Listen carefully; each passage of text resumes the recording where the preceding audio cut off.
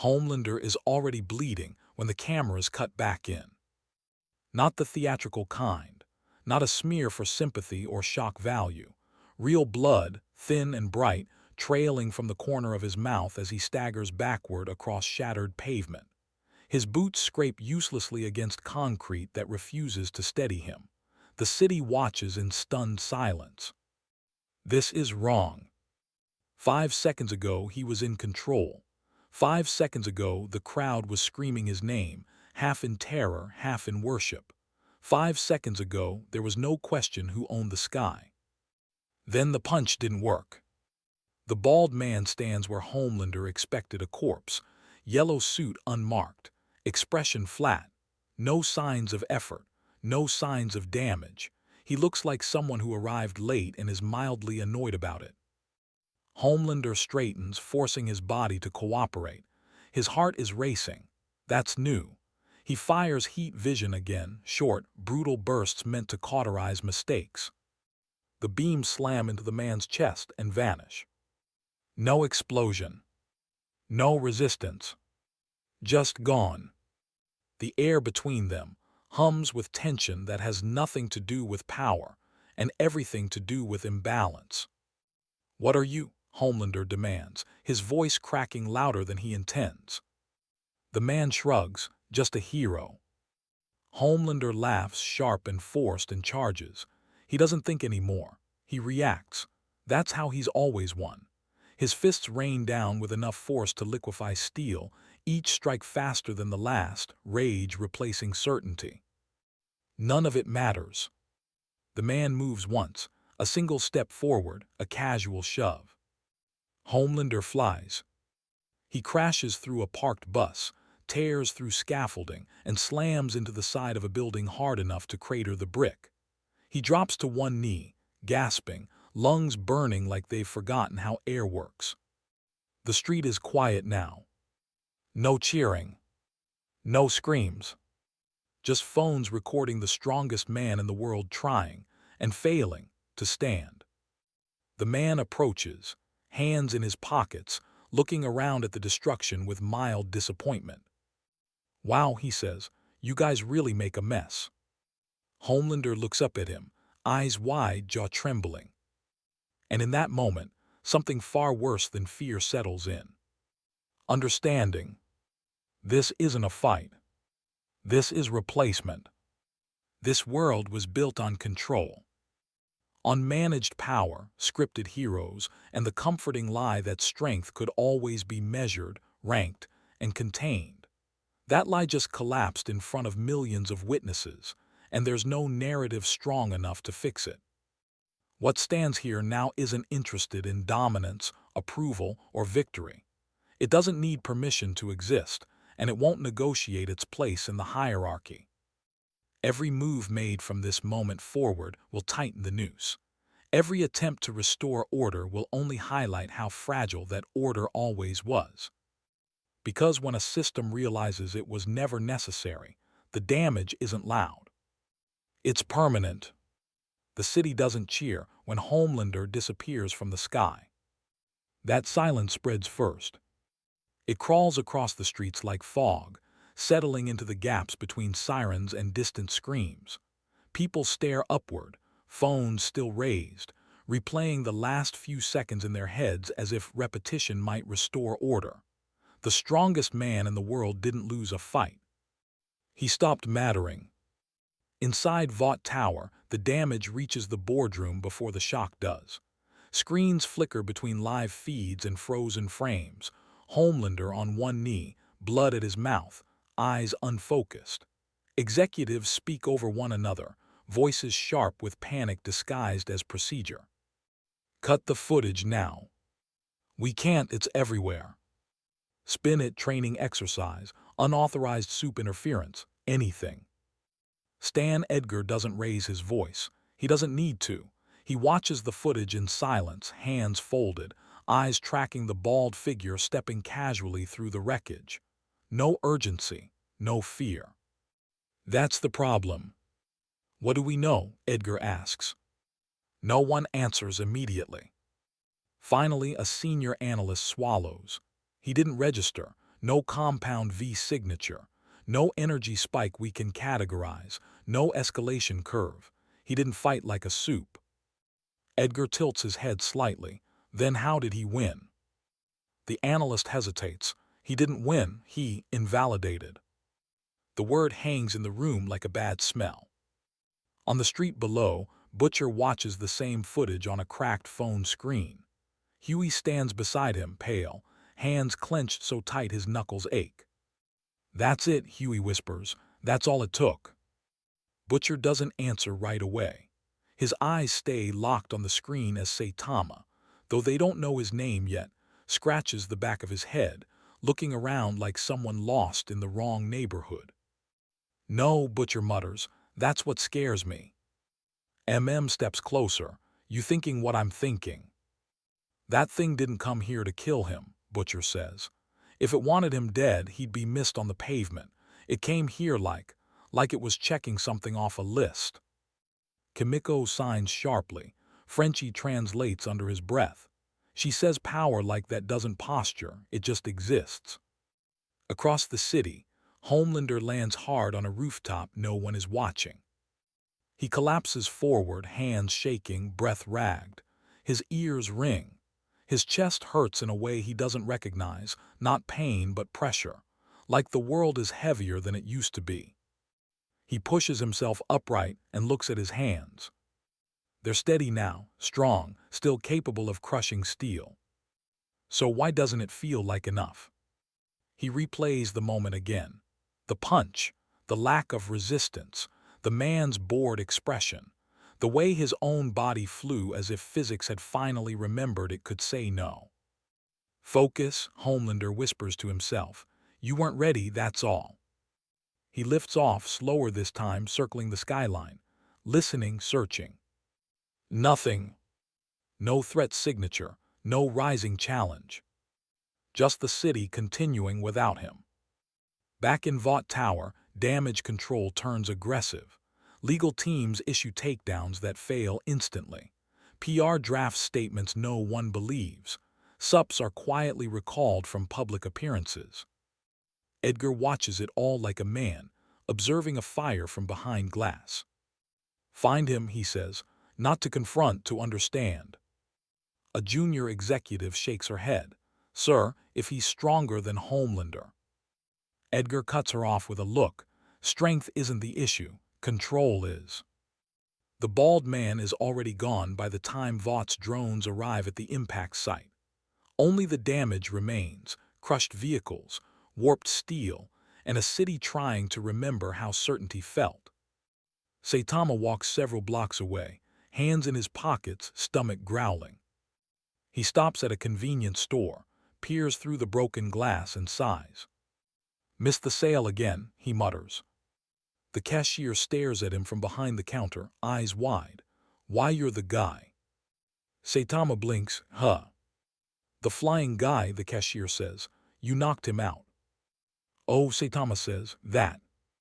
He scratches his cheek. "He was kinda loud." The cashier laughs nervously, unsure if it's a joke. "So, are you here to take over?" Saitama considers this seriously.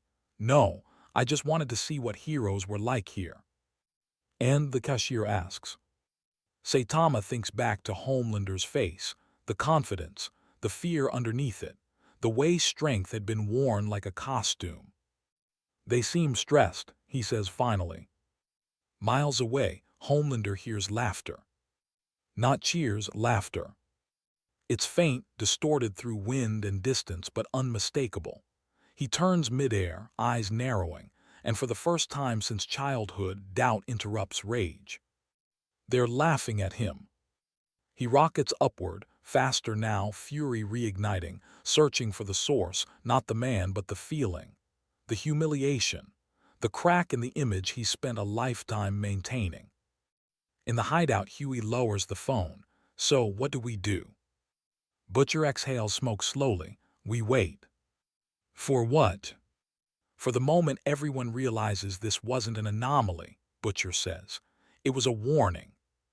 Above them all, the city breathes, unaware that its hierarchy has already collapsed, and that the thing capable of rebuilding it doesn't care enough to try. Homelander stops midair, hovering alone, the skyline stretched beneath him. For the first time, no one is looking up. And somewhere deep in his chest, the certainty that once defined him fractures into something colder. If he isn't the strongest anymore, what exactly is he? The thought follows him as the sun dips lower, unanswered, corrosive, and permanent. Homelander doesn't return to Vought Tower. That alone triggers a cascade. Protocols activate quietly at first, encrypted calls, location pings, internal alerts routed through channels the public will never see. When none of them find him, the tone shifts. Anxiety replaces confidence. Fear starts wearing a suit. In a soundproof room 3 floors beneath the tower's public offices, Stan Edgar sits across from a long table of people who are no longer pretending this is a public relations problem. Maps glow on the walls. Red markers indicate where Homelander should be. They don't move. He's circling, a tactical analyst says. High altitude, erratic pattern. Looking for him, someone mutters. Edgar steeples his fingers. No, he's looking for himself. The analyst frowns, sir. When a god realizes he can bleed, Edgar says calmly, the first thing he does is check whether the wound was real. Above the clouds, Homelander slows. The city looks smaller from here, manageable, the way it's supposed to look. He closes his eyes and listens. Heartbeats, traffic, sirens. 1,000 tiny lives moving in patterns he has memorized since childhood. Normally, it calms him. Normally, it reminds him who he is. Today, it just feels noisy. He thinks of the punch again. Not the pain, the indifference, the way that man didn't even brace himself. No adrenaline, no challenge, just a reflex like swatting a fly. Homelander clenches his fists until the air ripples around him. Focus, he growls, you're still you. He dives. The shockwave shatters windows across 3 blocks as he lands in a deserted industrial district. Steel buckles under his boots. He scans the area, heat vision flaring, slicing through walls, tanks, concrete. Nothing. Then a voice close, casual. You're gonna break something if you keep doing that. Homelander whirls. The bald man stands on a loading dock, holding a plastic bag. Chips spill out as he peers inside, disappointed. They were out of beef flavor, the man says. That's usually a bad sign. Homelander's chest tightens. You, he says, voice low and dangerous. You did this on purpose. Saitama looks up. Did what? You humiliated me. Saitama tilts his head. Oh, sorry about that. The apology lands wrong. Too easy, too sincere. Homelander steps forward, eyes glowing. You don't get to say that. You don't get to stand there like this is nothing. Saitama sighs, sets the bag down, and cracks his neck. Look, if you want to fight again, just say so. But last time seemed unnecessary. Unnecessary, Homelander laughs, sharp and brittle. You don't get it. I'm not some thug you knock aside. I'm the pinnacle. He lunges. This time he puts everything into it. Speed, force, precision. A lifetime of being unstoppable compressed into a single perfect strike. Saitama catches his fist. No shockwave, no explosion. Just a hand closing around his knuckles. Homelander freezes. He tries to pull back, can't. He pushes forward. The air screams. The ground fractures beneath Saitama's feet, but Saitama doesn't move. You're really tense, Saitama says. You okay? Homelander's breath stutters. Let go. Sure, Saitama says, releasing him immediately. Homelander staggers back, nearly falling. His mind races, scrambling for excuses, variables, anything that explains this without rewriting everything he knows. You're holding back, he snaps. You have to be. Saitama shrugs. I guess I don't really see the point. The point, Homelander says, voice rising, is that people need to know who's in charge. Saitama looks at him for a long moment, not angry, not impressed. Just tired. Why, he asks. The question hits harder than the punch. Homelander opens his mouth, closes it. His thoughts collide, crowding each other out. Approval, fear, cameras, applause. The script he's followed for decades suddenly reads like fiction. Because, he falters, because that's how it works. Saitama nods slowly. Huh. He steps past Homelander, picks up his spilled chips and brushes them off. Where I'm from, he says, being strong just means you have more responsibility, not more control. Homelander spins, rage flooding back. Don't lecture me. Then don't ask me to care, Saitama replies. He walks away. Homelander doesn't stop him. He can't. Back in the city, the absence is being felt. Sups are edgy. Patrols double, then triple.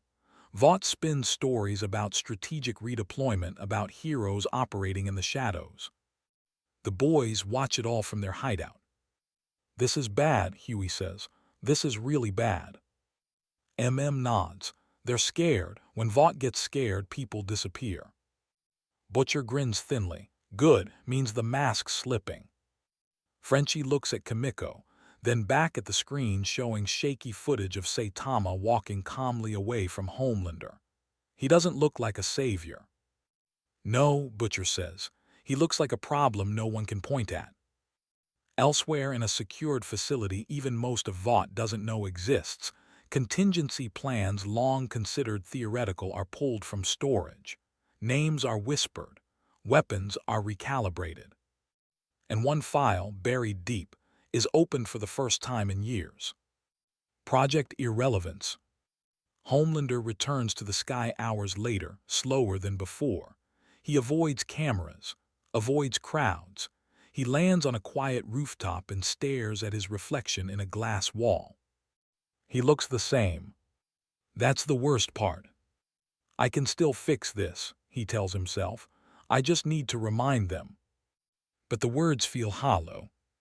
Somewhere across the city, Saitama sits on a park bench, eating cold fries and watching a stray cat groom itself. This world's weird, he mutters, too much pressure. The cat flicks its tail. Sirens approach in the distance, not for him, not yet. The city hasn't decided what he is. But Homelander has. And that realization, that he is no longer the measure of power, only a reaction to it, spreads through him like poison. Tomorrow he will try to prove himself. Tomorrow he will escalate. And the world will learn that when a king realizes he can be replaced, he doesn't step down. He burns the board. The city wakes up wrong. It isn't chaos, not yet. It's worse than that, it's hesitation. Traffic moves slower. Sirens sound sharper. News anchors smile too hard, voices strained as they repeat the same phrases. Temporary absence, strategic reassignment. Homelander remains committed. Nobody believes it. The lie is too polished, too familiar. In Vought Tower, Stan Edgar stands alone in his office, staring at a city that no longer looks obedient. Phones buzz unanswered on his desk. Screens scroll data he doesn't need to read. They're watching, he says quietly. Ashley Barrett stands near the door, hands shaking despite her effort to keep them still. They're asking questions about Homelander, about him. Edgar doesn't turn. Of course they are. People sense instability before they can name it. He hasn't done anything, Ashley blurts. The bald one, he hasn't attacked anyone, he hasn't threatened us, he just exists. Edgar finally looks at her. That's the problem.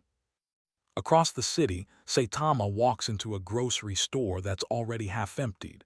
Shelves are bare in places they shouldn't be. People glance at him, then away. A few recognize him from blurry phone footage. No one says anything. He grabs a basket anyway. Hey, a cashier whispers as he approaches. Are you with him? With who? Saitama asks. She swallows, the flying one. Oh no. Her shoulders relax just a little. Outside, a black SUV idles too long at the curb, tinted windows, engine running. Saitama notices it the way he notices everything, without urgency, without interest. 3 blocks away, Butcher watches the same SUV through binoculars. They found him, says. Course they did, Butcher replies. Question is what they're willing to burn to move him. The SUV doors open. Men step out, not sups, black uniforms, no insignia, faces that have learned how to forget themselves. One of them raises a hand. Sir, he calls, we'd like to talk. Saitama pauses, grocery bag dangling from his wrist. About what? About what you did. Saitama thinks for a moment. I bought chips. The man doesn't smile. You interfered with a Vought asset. Oh, that. He looks past them at the clear sky. Is this going to take long? The sale ends soon. They move fast. Shock rounds, gas, weapons calibrated for enhanced targets. The street fills with noise and shouting and the sharp hiss of canisters breaking open. Saitama doesn't dodge. The gas rolls over him, thick and yellow. He blinks, coughs once, looks mildly annoyed. Huh, he says, smells worse than the cheap stuff. The men freeze. One of them panics and fires. The bullet hits Saitama in the forehead and drops to the pavement. Silence. Saitama picks it up, squints at it. You guys know this doesn't work, right? They run. Above them all, unseen, Homelander watches from the clouds. And for the first time in his life, he isn't sure who he wants to win. Homelander doesn't land right away. That alone is wrong. He floats above the city, high enough that the air thins and the noise fades, arms crossed, cape drifting like it always does when he wants to feel composed. Below him, the street where the gunshot echoed has already been scrubbed clean by men who don't exist on paper. The SUV is gone. The witnesses have been warned. The footage is being rewritten. And yet the feeling won't leave. The feeling that something fundamental cracked the moment that bullet fell harmlessly to the pavement. Homelander narrows his eyes and focuses.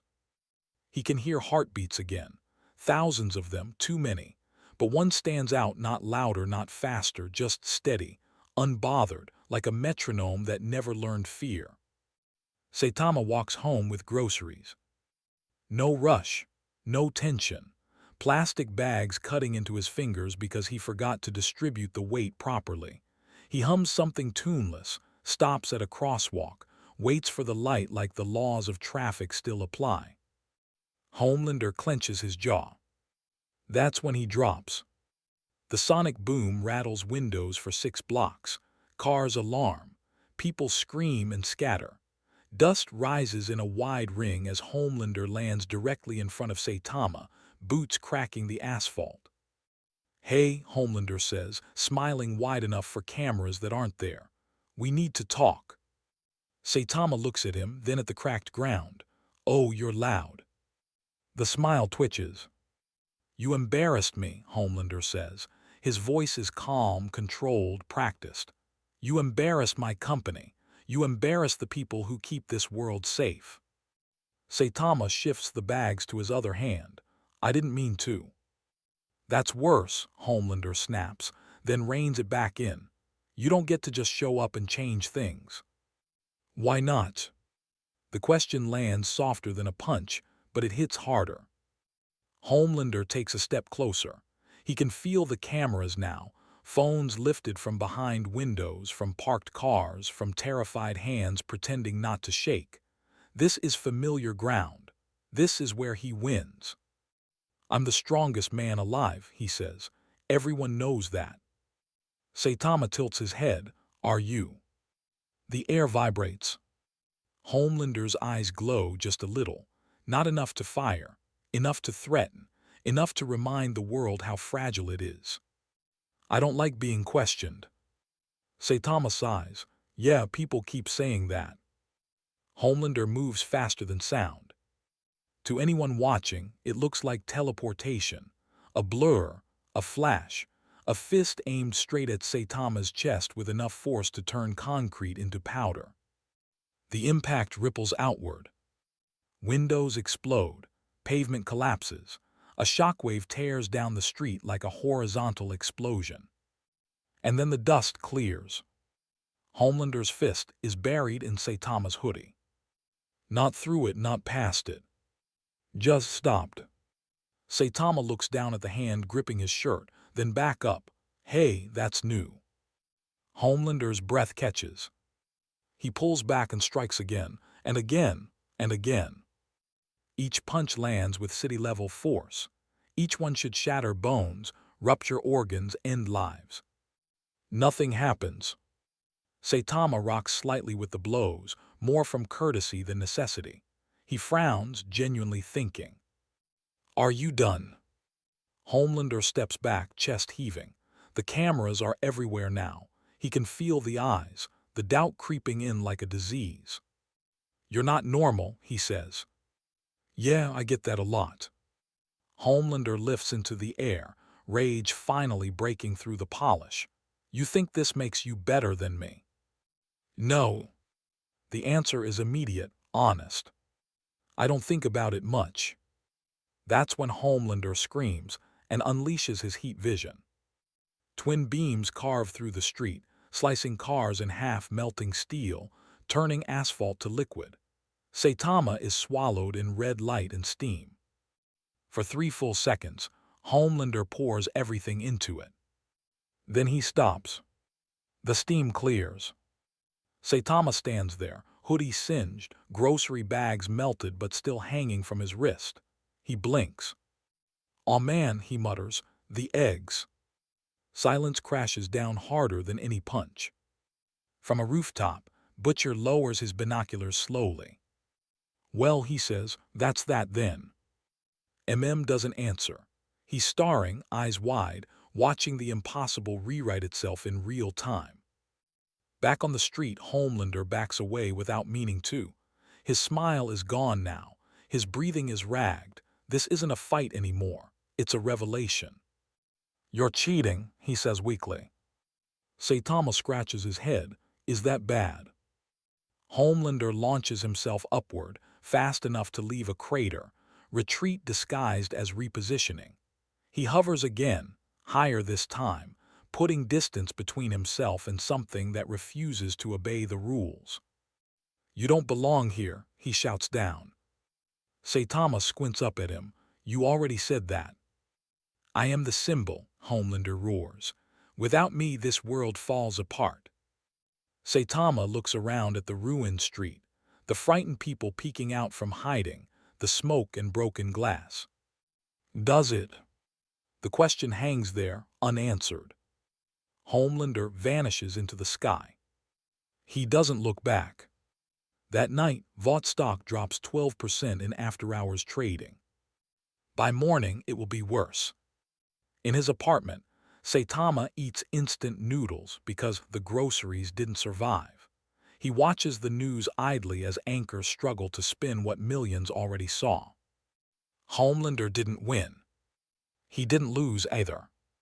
But he left. Saitama slurps noodles and frowns. Somewhere deep beneath Vought Tower, Stan Edgar listens to a secure briefing and makes a decision that will cost lives. And in the darkness of a safe house, Butcher smiles for the first time in years, not because he's won, but because the game just became unfair in the right direction. Above it all, Homelander stares at his reflection in the clouds, hands shaking. For the first time, the apex predator understands the feeling of being prey. The first thing that breaks is Homelander. It's the lie that holds him up. By morning, the footage has looped itself into history. Not the edited Vought cut, not the press release version. The raw clips, shaky phones, bad angles, no music, no narration. Just a man in a cape punching someone who doesn't move and then leaving. America wakes up quieter. Talk shows hesitate. Comment sections fracture. The usual arguments don't land the same when there's proof that the strongest man in the world chose to retreat. Vought Tower spins like a wounded animal. Stan Edgar watches the numbers fall with the calm of someone who has always known this day would come. He doesn't rage. He doesn't panic. He opens a secure folder labeled contingency, irrelevance. Across the city, Homelander floats in the upper atmosphere, where no one can see his face twist. He replays the moment again and again, the stopped fist, the burned groceries, the casual disappointment in that bald man's eyes. Not fear, not defiance. Disinterest. That doesn't happen, Homelander mutters to himself. That doesn't happen to me. He dives back toward the city like a missile. Saitama is at the park. He's sitting on a bench, feeding pigeons with leftover bread he didn't burn. Kids play nearby. A jogger passes without recognizing him. Life continues with insulting normalcy. Homelander lands hard enough to split the path. People scream this time. They run. Cameras come out instantly. Saitama looks up, mouthful of crumbs. "Oh, you came back. You think this is over," Homelander snarls. He gestures around them. "You think you get to exist like this, like you didn't just tear a hole in reality." Saitama glances at the pigeons scattering. "They're fine." Homelander's eye twitches. "I don't lose," he says, louder now for the crowd, for himself. "I define what winning looks like." He grabs Saitama by the collar and lifts him off the bench. Phones zoom in. This is the image Vought needs: dominance, control. Saitama dangles, unbothered. "Hey, can you put me down? You're wrinkling it." Homelander throws him. Not across the park. Across the city. Saitama disappears into the skyline, smashing through 3 buildings before vanishing beyond sight. Shockwaves ripple outward. Sirens scream to life. Homelander exhales, chest heaving. He turns to the cameras, mask snapping back into place. "Stay down," he says softly. "This is what happens when you don't know your place." Seconds pass. Then a shadow falls over him. Homelander looks up. Saitama drops out of the sky, lands behind him with a light thump, and dusts off his gloves. "Okay," Saitama says, "that one was kind of rude." The crowd doesn't scream this time. They just stare. Homelander turns slowly, like his body is moving through water.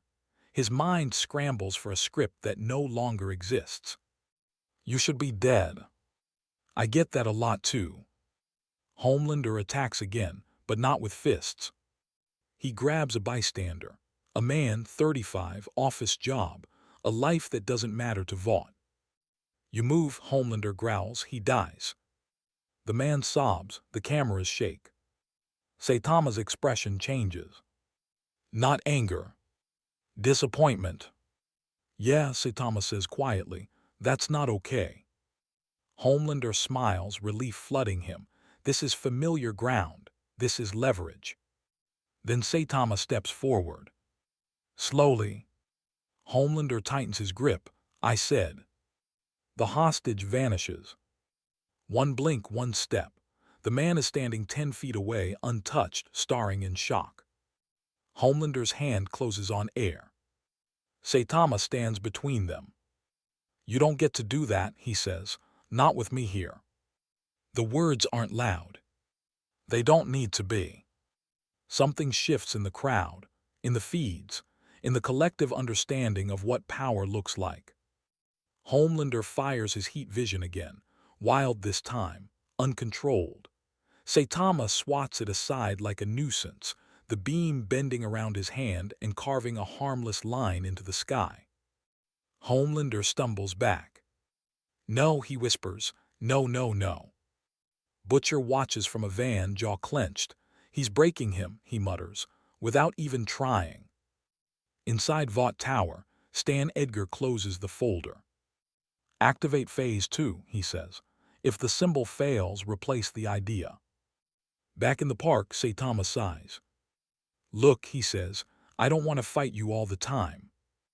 Homelander laughs, a cracked, hysterical sound. "You already are." Above them, helicopters circle. Below them, belief collapses.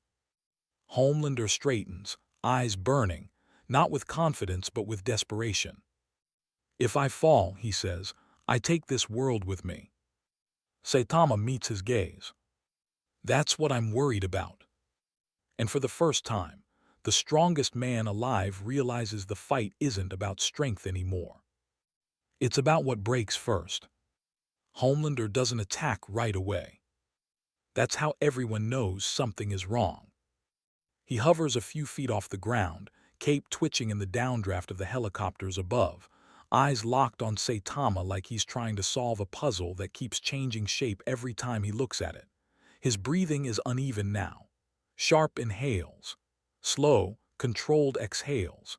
The kind of breathing a man does when he's trying not to lose himself in front of witnesses. The crowd feels it, the cameras feel it, the world feels it. This isn't a god standing before them. It's a man whose script has been taken away. "You think you're better than me," Homelander says, voice low, almost conversational. "That's what this is. You think you get to judge me." Saitama shrugs. "Not really, I just don't like bullies." That word lands harder than any punch. Homelander's face tightens. "You don't know what I am. You don't know what this world needs." He gestures broadly, almost pleading now. They need fear. They need something above them, something absolute. Saitama looks past him, at the damaged park, the cracked pavement, the people still filming because they don't know what else to do with their hands. "Back where I'm from," Saitama says, "there were monsters everywhere, some big, some small, some that pretended to be heroes, and you know what?" Homelander scoffs. "Don't compare me to." "They all said the same thing," Saitama continues calmly, "that they were necessary." Homelander snaps. He charges not with rage this time but with intent, a calculated strike. Speed first, power second. He slams into Saitama, driving him through the ground and into the subway tunnels below. Concrete collapses. Steel screams. The city groans like it's being wounded from the inside. For a split second, Homelander smiles. Then the ground stops moving. He looks down. Saitama is standing upright, feet planted on a bent train rail, holding Homelander's wrist in one hand. "That's dangerous," Saitama says. "People could get hurt." Homelander tries to pull free. He can't. He pulls harder, muscles strain. Veins stand out in his neck. His face reddens not from effort alone but from humiliation. "Let go," he snarls. "No." The tunnels fill with a low vibration, like the city itself is holding its breath. Homelander's vision blurs at the edges as panic creeps in, uninvited and unfamiliar. He has never been held like this. Never been stopped. Above them, Butcher watches the seismic readings spike and flatten. "Christ," he mutters. "He's not just stronger, he's anchoring him." In Vought Tower, screens light up with internal panic. Executives argue. Analysts shout numbers that no longer matter. Stan Edgar remains still. "So this is what irrelevance looks like," he says quietly. Back underground, Homelander's voice drops to a whisper. "You don't understand. If they stop believing in me." "They'll find something else," Saitama says. "They always do." Homelander's eyes widen. "No, they won't." This time when he attacks, it is Saitama. It's the city. Homelander rips free with a burst of heat vision, not aimed at Saitama, but at the tunnel supports. The ceiling collapses in a chain reaction, streets above cracking open as gas lines rupture and alarms scream. "See," Homelander shouts over the chaos. "This is what happens without me." Saitama moves. Not fast. Instantly. He appears at each collapsing section, bracing beams, redirecting force, punching shockwaves into harmless directions. The destruction stalls, not because Homelander stopped, but because Saitama refuses to let it continue. The contrast is unmistakable. Homelander destroys. Saitama prevents. By the time the dust settles, the damage is contained. Lives are saved. The city still stands. Homelander floats back, chest heaving, eyes darting. They didn't cheer him. They watched the other guy fix his mess. Something in Homelander fractures. "You're stealing it," he says hoarsely. "You're stealing me."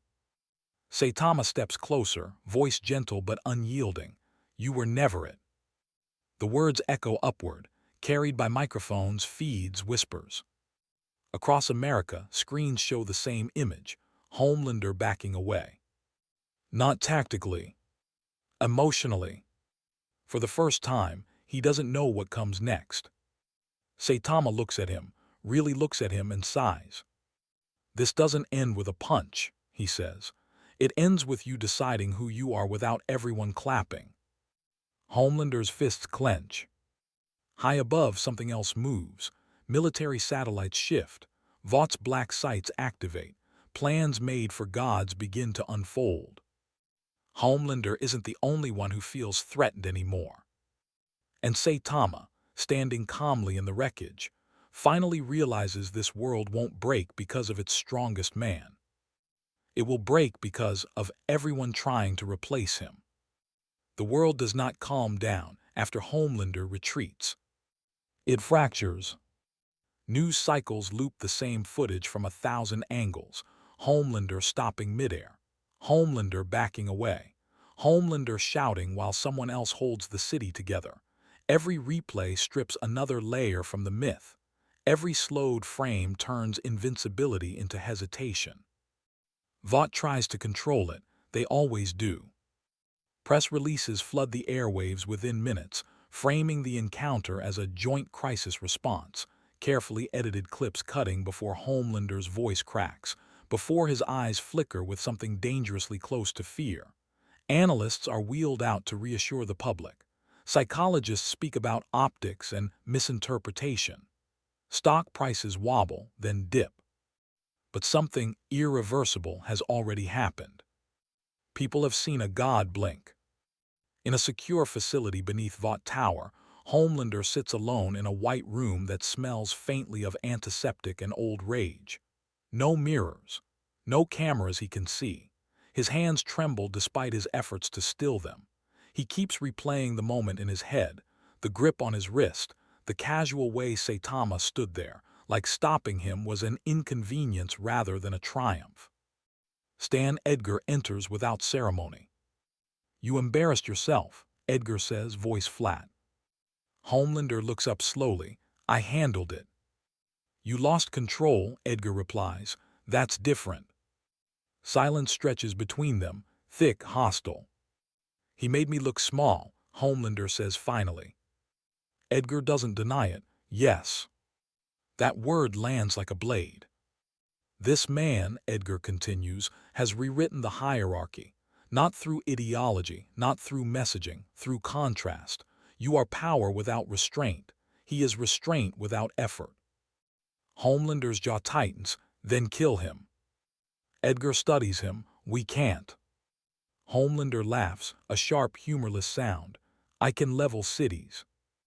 "And he can stand in the middle of them," Edgar says calmly. "You've proven that." The truth hangs there, undeniable and suffocating.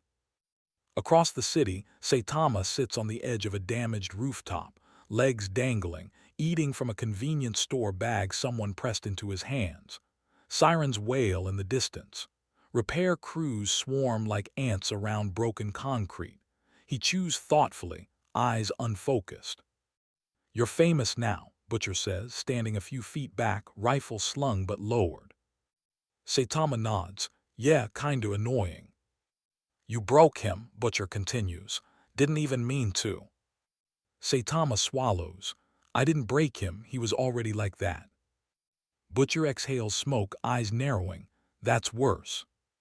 Because Butcher understands what comes next. When gods lose their crowns, institutions don't let them fall quietly.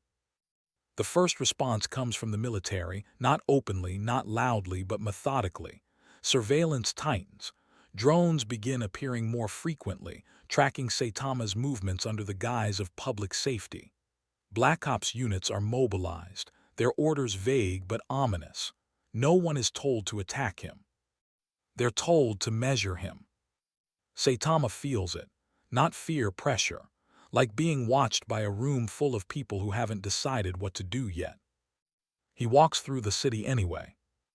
People react in strange ways. Some wave, some flinch, some stare at him like he's a natural disaster that learned how to smile. Children point, adults whisper. Nobody cheers the way they used to cheer Homelander. This isn't worship. It's uncertainty.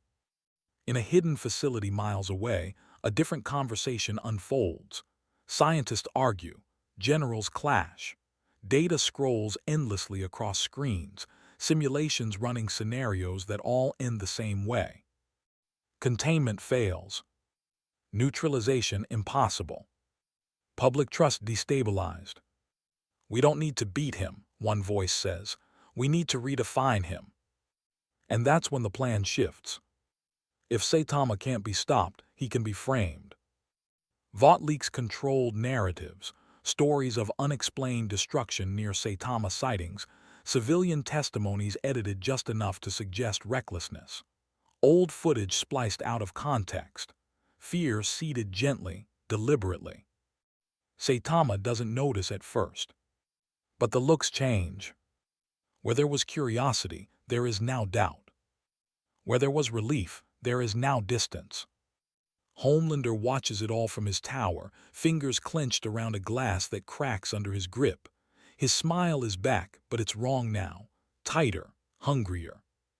They're turning on him, he murmurs. For the first time since that day, hope stirs, not the kind born of confidence but of resentment. If he can't be the strongest, he can still be the necessary one. High above the city, Saitama stops walking. He senses something, not an attack, not a threat, but a shift, the weight of a decision being made without him in the room. He looks up at the sky, squinting slightly. He mutters, that's new. Because somewhere between fear and control, the world has chosen its next move. And this time, it won't come with a warning. The story turns before anyone realizes it has hands on the wheel. It begins quietly, too quietly. Morning shows come back on air with softer voices and harder questions. Commentators stop praising restraint and start asking about accountability. Headlines stop using words like hero and start using words like unknown variable. The footage is the same. The framing is not. Saitama becomes a question mark. Vought doesn't push the narrative aggressively. They let it breathe. Fear works better when people think it's their own idea. In a cramped apartment somewhere in Brooklyn, a woman watches a clip of Saitama standing in the street while Homelander yells at him. The clip cuts before the yelling stops, before the city settles, before the silence. She looks at the cracked screen of her phone and frowns. He just lets everything break around him, she says. Her husband nods. At least Homelander tries. That sentence spreads faster than any press release. Saitama notices the change when someone throws a bottle at his back. It doesn't hurt, it barely registers, but the sound does, the intention does. He turns. The man who threw it is already retreating, face twisted with a mix of fear and defiance. A small crowd watches from a distance. No one steps in. No one cheers. No one asks for help. Saitama blinks. Hey, he says, raising a hand awkwardly. That wasn't cool. No response. The crowd disperses. For the first time since he arrived in this world, Saitama feels something unfamiliar settle in his chest. Not anger. Confusion. Back in Vought Tower, Stan Edgar reviews the metrics in silence. Approval ratings, trust indexes, emotional response curves.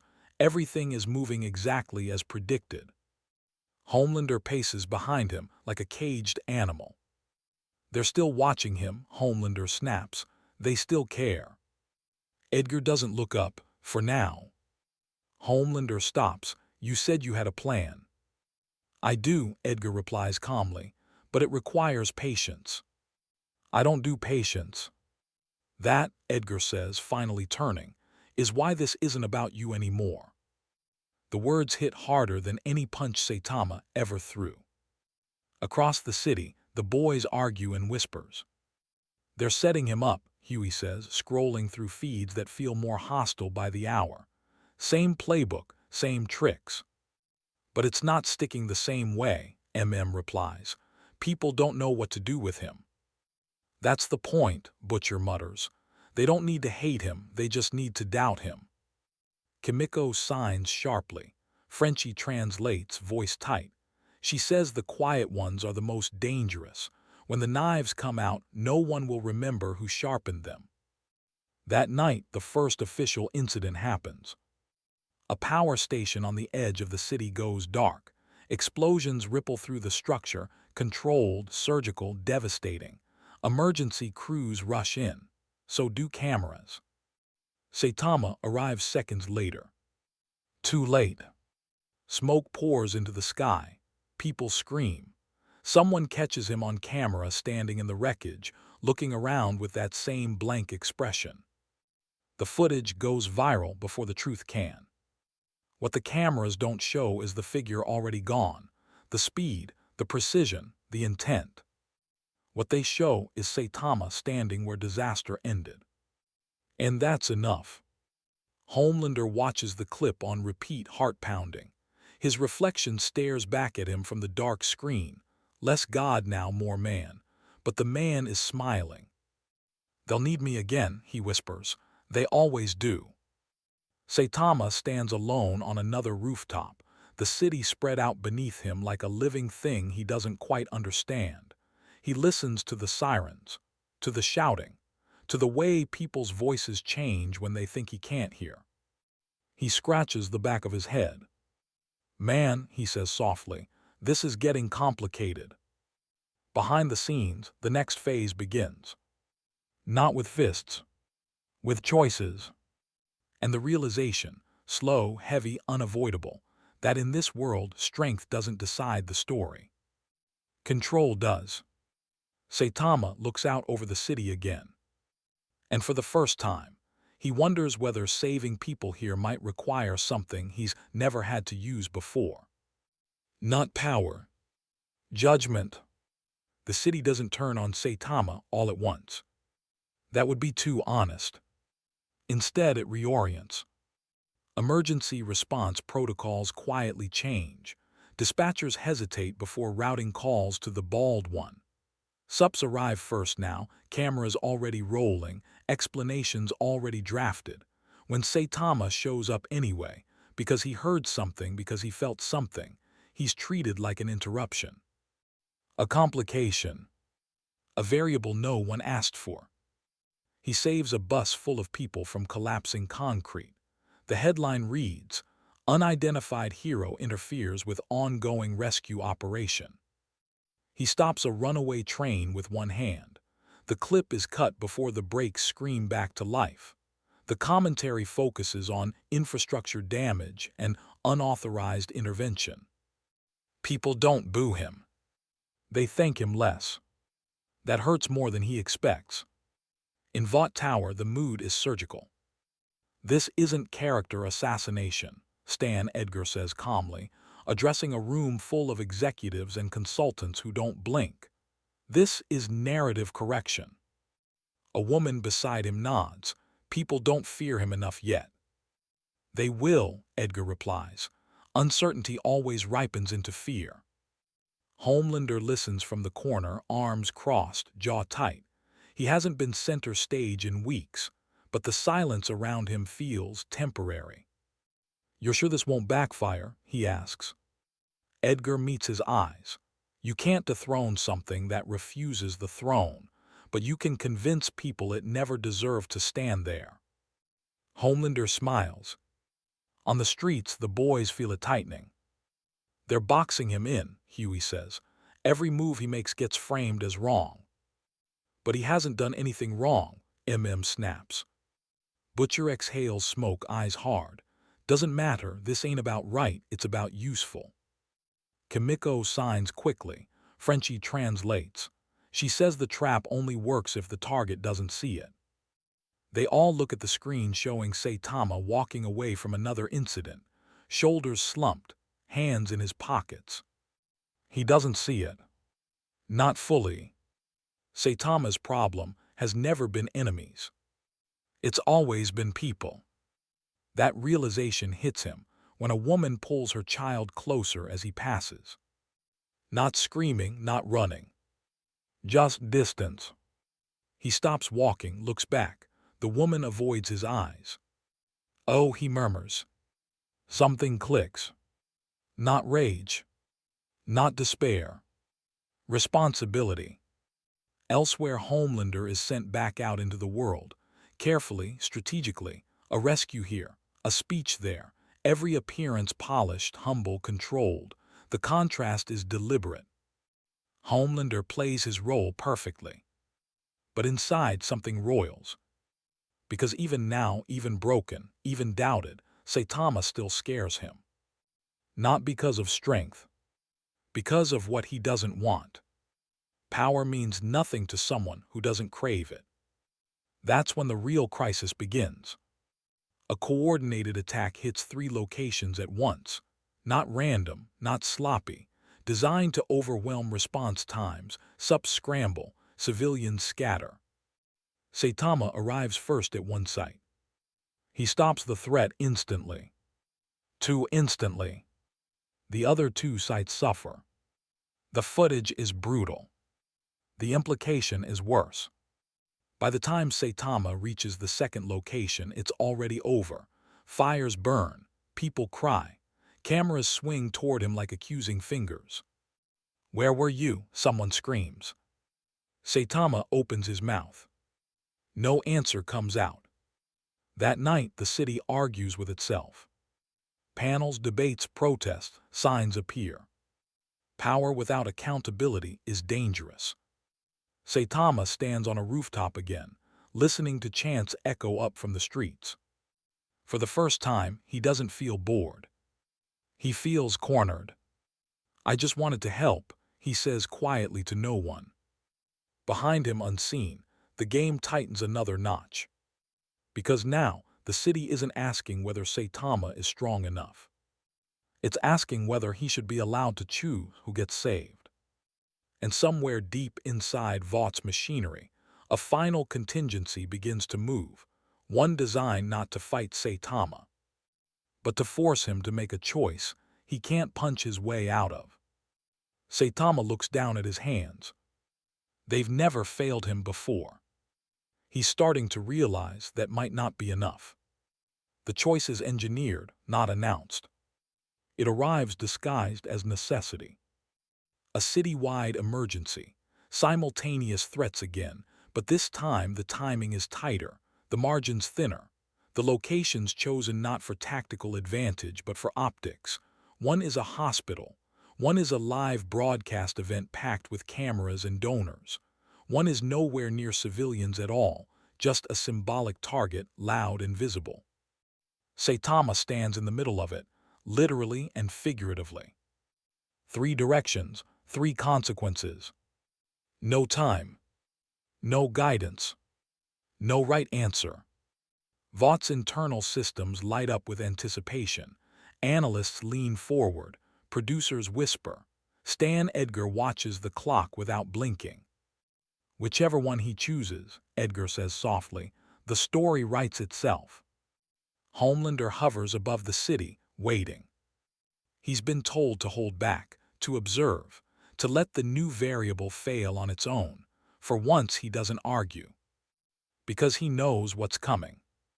Saitama hears the screams first, the hospital alarms. He turns that way instinctively, then stops.